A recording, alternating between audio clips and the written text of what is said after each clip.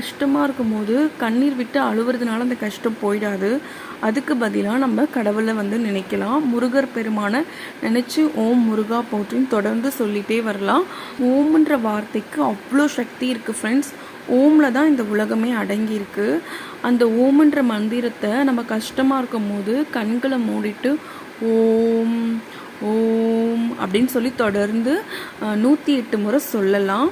இப்படி நம்ம 108 முறை ஓம் சொல்லும் போது நம்மளோட கவலைகள் கண்டிப்பாக குறையும் ஃப்ரெண்ட்ஸ். நமக்காக படைக்கப்பட்ட கடவுள் தான் நம்மளோட முருகப்பெருமான் ஃப்ரெண்ட்ஸ். ஸோ முருகப்பெருமானை மனசார எப்போவுமே நீங்கள் நினச்சிட்டு அவரோட மந்திரங்களை தொடர்ந்து சொல்லிகிட்டே வாங்க. நம்ம வாழ்க்கையில் எவ்வளோ பெரிய துன்பமாக இருந்தாலும் அது கண்டிப்பாக படிப்படியாக குறைஞ்சி உங்களோட வாழ்க்கை ரொம்ப அற்புதமாக இருக்கும் ஃப்ரெண்ட்ஸ். இது ட்ரூ. நான் சொன்ன இந்த கருத்துக்கள்லாம் உங்களுக்கு பிடிச்சிருக்குன்னு நான் நம்புகிறேன். அப்படி பிடிச்சிருந்துச்சுன்னா கண்டிப்பாக இந்த வீடியோக்கு ஒரு லைக் பண்ணுங்கள் ஃப்ரெண்ட்ஸ்.